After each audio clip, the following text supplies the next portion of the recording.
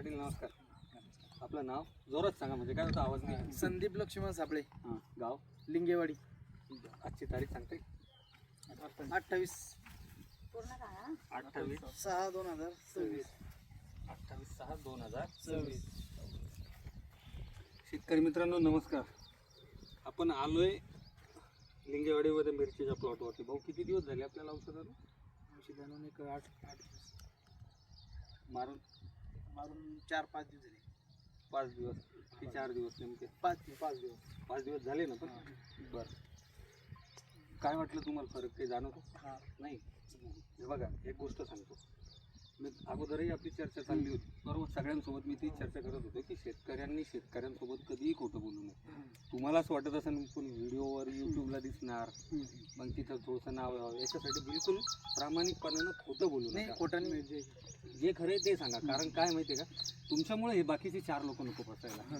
बरोबर. तुमच्या एका व्हिडिओच्या पोस्टसाठी जर 4 लोक फसतील तर त्याच्यातून आपल्याला काही मिळणार नाही ना. तुम्हाला काही मिळणार आहे ना मला काही मिळणार. जर खरं असेल तर खरंच बोला. अन्यथा जे आहे ते आपण ॲज इट इज मी तुमच्या समोर व्हिडिओ पोस्ट करतो की भाऊ आम्हाला रिझल्ट बरोबर. हां बरं, काय फायदे वाटले तुम्हाला? फायदे म्हणजे झाडं जास्त कोकडत होते, औषध मारल्या पण थोडी उकलले. आणि आता जे समजा थोडं पुढे जे होणार होते ते थोडं थांबले. थांबल्यासारखं वाटतं की थांबले. हां ते महत्त्वाचं आहे. मागच्या वर्षी समजा मिरची कोकड होती आमची ना, तर थोडं समजा मिरची अशी डायरेक्ट गुंटूर होत होती. आता ही झाडाचं थोडं खराब आहे पण मिरची लांबू लागली. हां सगळ्यात महत्त्वाचा विषय की शेतकरी मित्रांनो, आपण याच्या मिरच्या तोडलेल्या आहेत पण तरी तुम्हाला दाखवतोय बघा. ही जी मिरची आहेत औषध मारल्याच्या नंतरला लांबते म्हणजे ही मिरची गुंटूर होत नाही, ज्याला आपण गुंटूर म्हणतो. आणि तुम्ही बघू शकता हे बघा अगोदरचे फोटो आहेत. दाखवा सर. 4 दिवस पहिले फोटो हे औषध मारायच्या अगोदरचे फोटो. हां हे बघू शकता शेतकरी मित्रांनो की हे औषध मारायच्या अगोदरचे फोटो आहेत आणि आजचा फरक बघा तुम्ही. तेच झाड दाखवा. हा फरक आहे औषध फवारल्याच्या नंतरला. म्हणून मी वारंवार एक गोष्ट सांगत आलो शेतकरी मित्रांनो, कुठंतरी अनुभव घ्या. आता ही 4 लोक उभे राहिलेत, तुमचेच सगळे सहकारी येते बरोबर. आणि हे सगळे लोक म्हणतात की आम्हाला औषध पाहिजे. याच्यासाठी नाही, ते औषध पाहिजे म्हणून नाही, पण प्लॉटला रिझल्ट वाटतोय कुठंतरी. त्या ताईंनी आत्ता सांगितलं 2 मिनिटापूर्वी, ताईंनी सुद्धा सांगितलं 2 मिनिटापूर्वी की प्लॉटमध्ये आम्हाला कुठंतरी बदल दिसायला लागला, मिरचीमध्ये कुठंतरी बदल दिसायला लागला. हे झाड आहे ना बुंदे असे गोळा झाल्यासारखे होते, गोळा झालेले होते. आणि आता हे पाने न उकरले आणि कवळं पान फुटलं म्हणजे लगेच गोळा होतो ते पहिले. हां तर हा फरक द्या ना त्यांच्याकडे माहिती, त्यांना बोलू द्या. नका हा ना येऊ देत आवाज. म्हणजे आपल्यापेक्षा त्यांचं महत्वाचं आहे कारण त्या नेहमी नाही हातातच द्या, हातात द्या. हां ताई काय वाटला फरक? चांगला वाटलाय आता. हा नाही आता तुम्ही जे बोलले तेच बोला परत.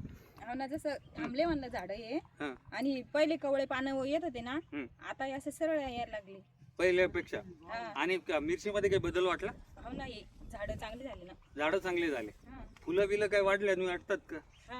वाढते आता, फुलांमध्ये फरक दिसतोय दाट फुलं आले आता पहिल्यापेक्षा.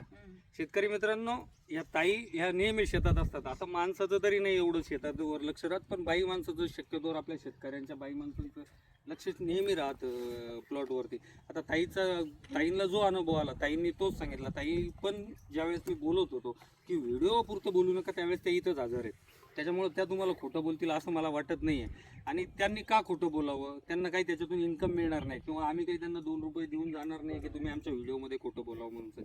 किंवा हे आपले सहकारी मित्र यांच्यापैकी कोणी खोटं बोलणार नाही का? खोटं बोलायचा विषयच नाही ना. पण हे काय होतं, हे पूर्ण झाड सगळे आमचे असेच होते ना, ते हे झाड असे झाले असते सगळे. हे बी जे आता हे वळले ना असे हे झाले असते. याच्यावर रिझल्ट दिसू आला ना. या बाकी झाडांवरती तुम्हाला रिझल्ट दिसू लागला. हां आणि याची पण मिरची लांबली ना. याला या अशा झाडांना ज्या मिरच्या होत्या त्या हा फरक जाणवतोय ना. जी गुंटूर न होणारी मिरची आता गुंटूर होत नाहीये बरोबर. हां मिरचीमध्ये फरक झाला बरोबर आहे ना. तर शेतकरी मित्रांनो बघू शकता तुम्ही, ताईंनी पण तुम्हाला तेच त्यांचा अनुभव शेअर केलेला आहे. हे बघा याच्यावरती आता कुठंतरी मिरची, हे बघा व्हायरसचं झाड आहे, मिरची लांबू लागली. व्हायरसच्या झाडांना मिरची लांबू लागली.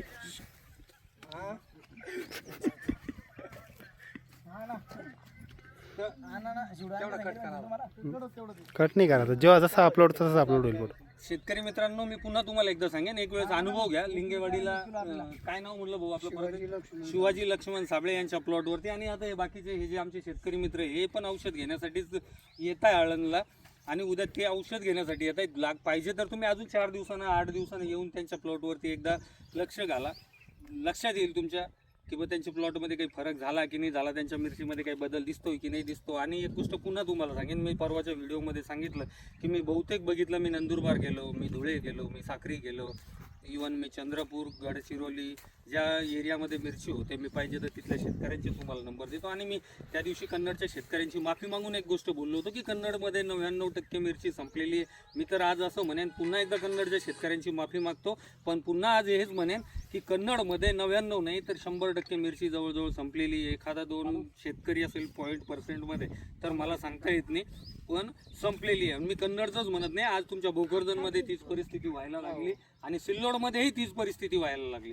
तर शेतकरी मित्रांनो, तुम्ही समिधा केमिकलचं व्हायरोकिंग घ्या. मी याच्यासाठी तुम्हाला जबरदस्ती करणार नाही किंवा मी त्याच्यासाठी फेकाफेकीही करणार नाही, पण एक गोष्ट नक्की सांगतो, मिरचीला जर सांभाळलं तर ह्या वर्षी मिरची तुम्हाला चांगल्यापैकी पैसे देऊन जाईल.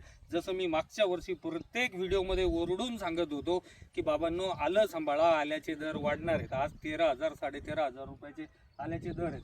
आणि मी प्रत्येक व्हिडिओमध्ये सांगितलं, तुम्ही माझे व्हिडिओ उचलून बघा, प्रत्येक व्हिडिओमध्ये सांगितलं होतं की 5,000च्या खाली आल्याचे भाव येणार नाही.